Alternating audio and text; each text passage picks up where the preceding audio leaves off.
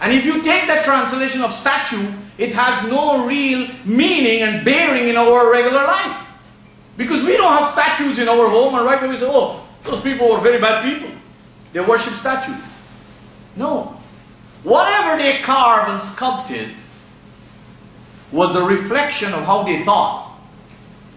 Was a reflection of how they thought, of their whole interests, their focus, the way they see things.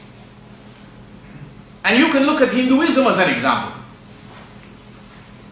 As a boy growing up, and I see these, sorry to use the word, these Hindu gods with all these arms and these different features, well, it was like fun to me and it was strange to me.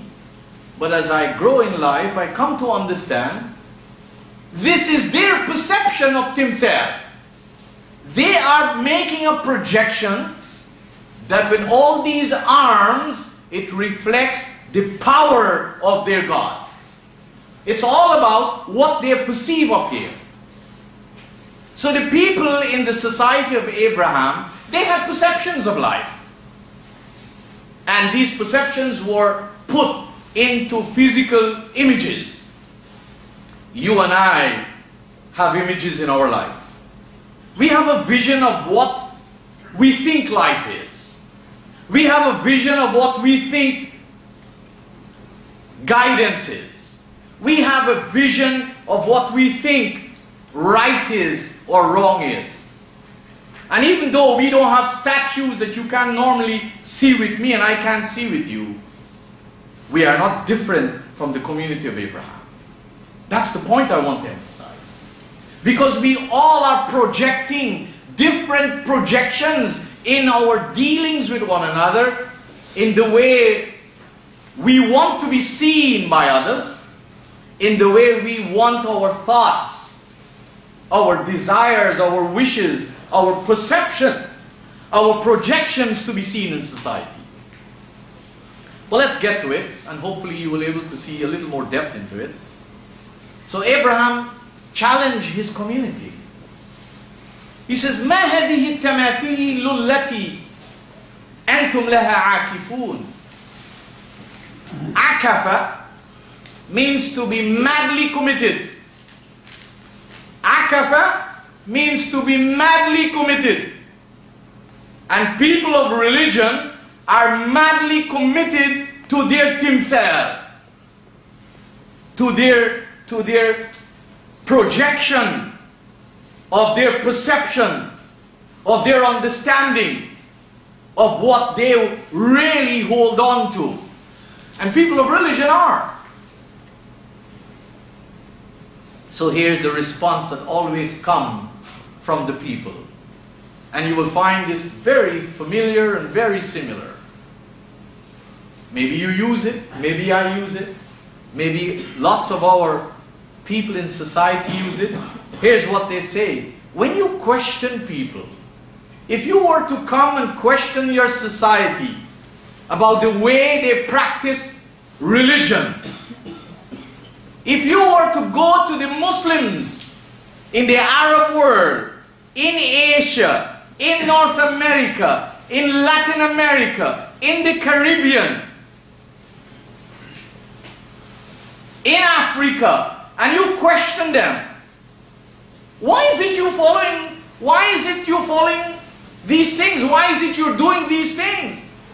Why is it your image, your projection, your perception, your practices of Islam is like this? What do you think is the answer? The most common answer. Here is it in the Qur'an.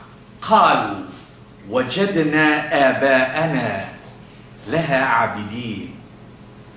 We found our ancestors doing it.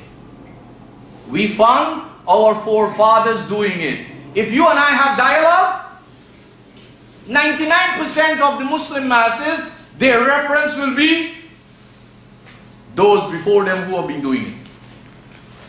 This was being done since I was a little boy. People in my country used to tell me, what are you saying now? We were doing this all our years in life. Oh yeah? And have you investigated and established by conviction of evidence and reference that what you and your forefathers have been doing is the right path? That's your acid test as well as mine. And that's the dividing line. That's the Furqan of human life. So Abraham was no different in terms of the response he got. So you see how long these similar responses have been coming down? They've been coming from thousands of years ago. So when you and I say, oh, we found our forefathers doing this, you and I are joining forces with the people who oppose the message of all the messengers, because this is their response. قالوا وجدنا آباءنا لها عابدين. We found our elders, our mothers and fathers. This word Aba here doesn't mean masculine men. It means parents and foreparents. لها عابدين. They were in a state of deep commitment that they think what is known as worship. They're really showing great reverence and honor and obedience to. So now, they realize that Abraham was no ordinary man, because he's talking a different language. So they said to him, قالوا أجئتنا بالحق أم أنت من اللاعبين. They say, oh Abraham, did you bring any truth? Did you come with the truth? Did you come with the reality? Did you come with what is absolutely correct and right? Or are you playing games with us? Are you playing mental games? You know? Here Abraham. قال بل. He says, no way. I'm not playing games with you. He says, ربكم رب السماوات والأرض. And these words samawat and ard, they have two meanings. One meaning is very popular. When you hear of samawat, you think of sky. And when you hear of ard, you think this surface that we walk on. I'm not denying that. That's a usage in the language. But the word samawat is plural of sama. And it comes from the Arabic verb sama,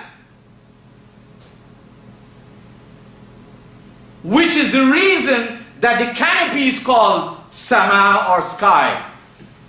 The word sama means to rise, to be lofty, to be sublime, to be exalted. Allah is Rabbus Samawat. He is not only the Rabb of the skies, He is the Rabb of all upliftment, enhancement, of all loftiness. If you and I want our lives to go in an upward, positive, enhancing direction, whom do we have to attach ourselves with? Allah. Ard doesn't only mean the base here, but it is telling us that the divine power, the energy He gave you and me, we can either use it to remain in an earthly manner, where our life is as low and flat as the earth, or we can cause it to become lofty, elevating, sublime and rising. So Abraham said to them, بَلْ رَبُّكُمْ رَبُّ السَّمَاوَاتِ وَالْأَرْضِ الَّذِي فَطَرَهُنَّ وَأَنَا عَلَى ذَلِكُمْ مِنَ الشَّاهِدِينَ. It is this God who have made everything possible. What you see and what is beyond you and what you are walking on. And we all should bear witness to that and give full evidence of that. The word shahid in Arabic is used for the horse that fully demonstrated its potentials. In Arabic, like in the literature, they always use camels and lots of horses. So they have a race, and the horse that won the race by fully demonstrating its latent capability is called shahid. the horse that also has great capability,